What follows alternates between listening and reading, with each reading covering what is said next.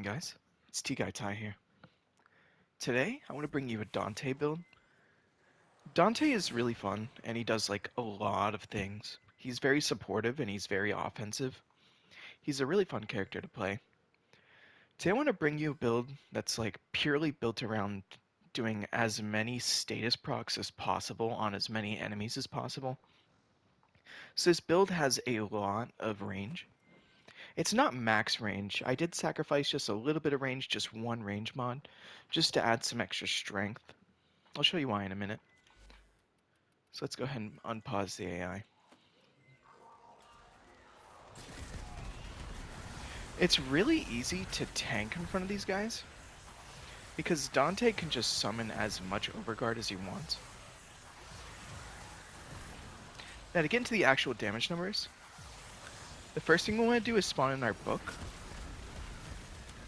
And we use anything that can spread status effects. The book is so strong, especially if you mod it for AoE status effects. Like, let's say blast, electric, maybe gas. I do blast electric. As you can see, everything's already dead. I haven't even done anything else. Let's go and pick up this pet. But yeah, as you can see by my abilities, I did take off the book, but you can still summon it using your fourth ability. That goes, like, that was just one ability showcase. So let's go and do the rest. The owl is so good when it comes to status. It makes everybody more vulnerable to the status. Roar also double dips on lingering status procs, things like slash, heat, maybe toxin. Yeah, I think toxin. Pretty much any status effect can get buffed by roar, but it like double dips. Roar will also buff the damage over time, so roar is a lot better on builds like this, where you're trying to do a lot of status over time. But that also plays very well with the I forget exactly what it's called, but it's Dante's fourth ability that does the let's just go and take a peek at it. I'm not gonna butcher it. It's called the I know we have to cycle. Not that one. This one. Tragedy, that's what it's called. So the tragedy you can see at the very bottom, it has its own damage, but then it also has a damage multiplier. All the damage over time status effects get rushed into one blast, and that blast gets multiplied. So if we have Roar increasing the amount of damage we deal over time, not only is Roar going to buff the fourth ability in general with extra damage, but also the fourth ability is going to deal more damage because the damage over time status effects are dealing more damage because of Roar. I know I'm rambling, I'm saying a lot, it might not make sense, but let's just let the build speak for itself. We have the Roar, we'll summon a book, we'll summon owls, and boom.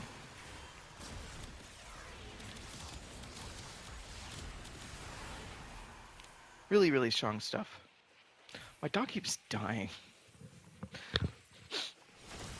Once you have all these Eximus running around, doing a lot of stuff, it's, you know what, maybe this pet might not be the best for this specific build. With all the Eximus running around like crazy, it's, definitely doing a number on it. I was trying to go for, it was either this, because the Synergized Prospectus will also, like, when it kills, it'll trigger a Contagious Bond. And not only does this ability deal electricity damage, but it also deals status effects that's modded into its melee weapon. So I went for a viral heat. So it's spreading viral.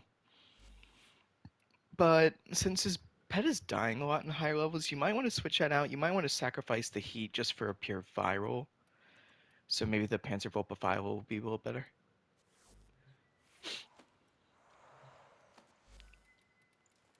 And go ahead and try that again with this pet.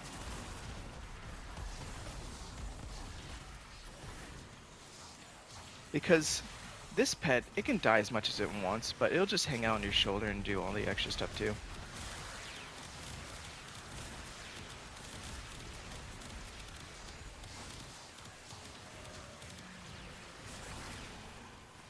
Just so much damage.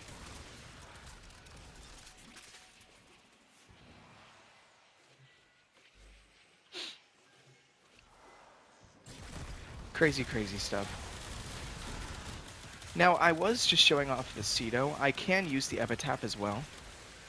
I didn't even use my fourth... I didn't even cast any abilities that time. That was just all the lingering abilities in the pet. This is really strong when it comes to status. We'll go ahead and shut it off one more time. Once again, this is not even me using my third or fourth ability. This is just everything that I already have summoned.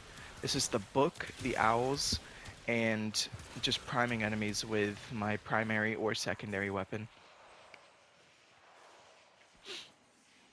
We'll go ahead and take a look at the primary and secondary as well, just so you can see what I have modded on it.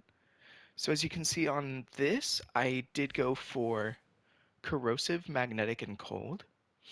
Corrosive is just good to strip armor. Magnetic is good to deal extra damage to overguard. And cold will, you know, I believe the way it works now is for every stack of cold on an enemy, they're more vulnerable to crit.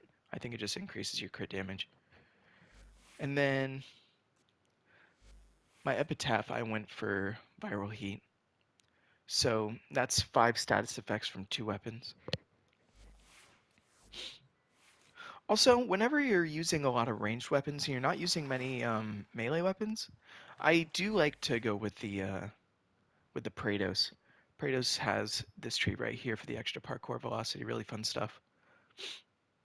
For Archon shards, you do not need any Archon shards on Dante. He's a really strong Warframe.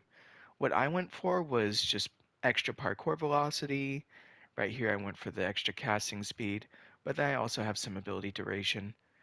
I do like, you know, having a little bit of extra durations that his buffs last a little bit longer. But this is definitely isn't needed. He's a casting frame anyways, so you'll be casting abilities all the time. Having to cast a little bit more often on your buffs shouldn't be much of a problem. That's pretty much all I really have to talk about. We can go ahead and jump straight into some gameplay. So, just jumping in real quick just to explain the reason why I mod my second ability for AoE status effects. Let's go ahead and pause these guys. The reason why I mod for specifically AoE effects is because every single time my second ability will hit an enemy. Let's go ahead and pop some of these bubbles actually. There we go. It's because every single time my second ability hits somebody, the AoE will affect enemies behind them, as well as the second ability like automatically hitting enemies behind them, so it does a lot of spread, and sometimes it'll chain the status effect. My ability ran out of duration, but let's go ahead and do that one more time. So all I do is hit them once, and then because of the AoE damage, it keeps like resetting and wanting to hit more enemies. Usually it won't just keep attacking enemies on its own. So to get the second ability constantly hitting enemies, that's one of the big reasons why I mod for AoE status effects. Gas definitely works like the same way, so if you want to mod for gas, that's fine. I just went for Blast the Electricity just as a preference. Hopefully it looks a little bit more fluid in the actual gameplay. I'm just going to go with a quick exterminate. With gameplay showcases with supports, I usually go into public missions, but this isn't really a showcase on his support. It's more or less just the damage he can deal over time with just the abilities he already has. I like to apply status effects first because I do have growing power on my build.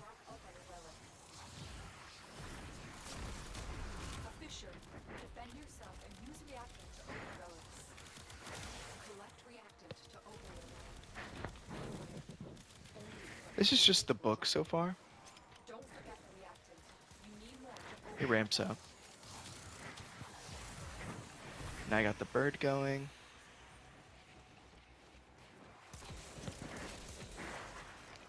Where am I supposed to go? Oh, it's one of these. Okay, gotcha. I've been playing this game for years and I still get confused by these tile sets, man. Heads up. A Grineer assault team is headed your way.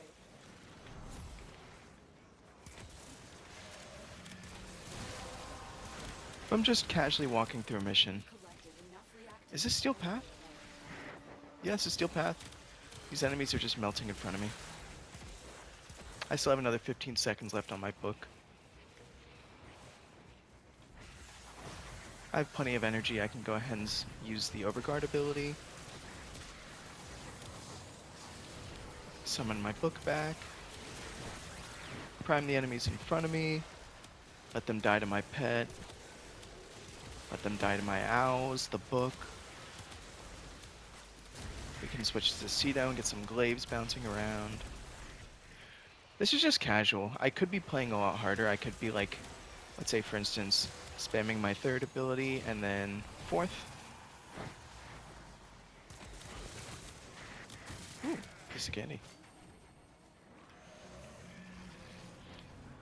But I always make casual gameplay builds. I think this fits the casual gameplay style a lot better.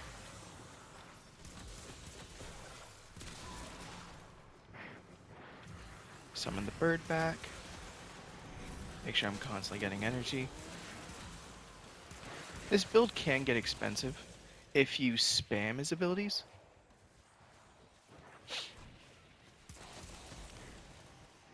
Of course, Dante is an ability spammer, so, you know, naturally it will be expensive.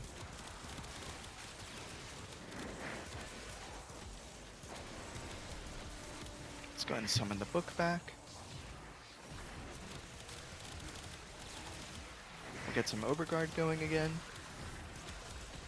Keeping our pet alive, keeping us alive. Very comfy stuff. I did have Prime Sure-Footed on this build, but with the amount of Overguard we have, and we basically... What is this swirl? Anyways. But, since I, like, always have Overguard, no point in really having Prime Sure-Footed. So I went with Power Drift, just for the slight more ability strength. And it's basically the same thing as Prime Sure-Footed.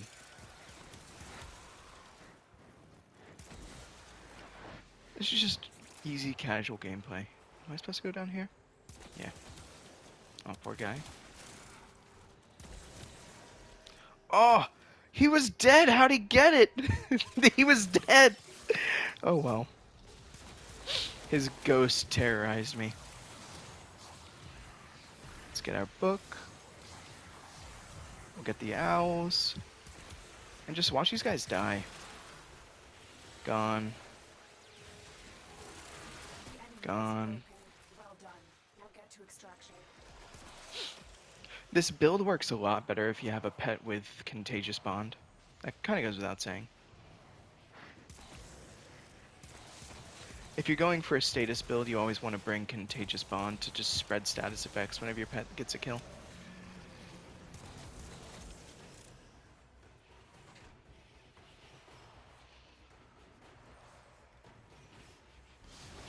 That's pretty much all I really have to say. It's just really casual gameplay. Very comfy build. Go and try it out yourself. I hope you enjoy. That was like the worst thing I could have gotten from that. That really hurts my feelings. And only 8 traces? Jesus Christ. Well, I hope you have a better day than I'm having, I guess.